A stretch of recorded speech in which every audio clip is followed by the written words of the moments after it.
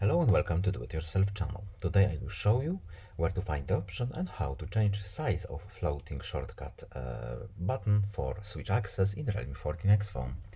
So we have this button floating here. We need to go to from the beginning. So first settings, then in the settings we need to go to accessibility and convenience menu, then accessibility.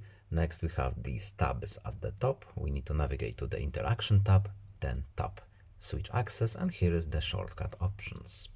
We need to go in here. Next we need to tap more options, and here we have our floating button options and how to change size of this button. So we have the size option here. We can make it a bit smaller and we can make it larger.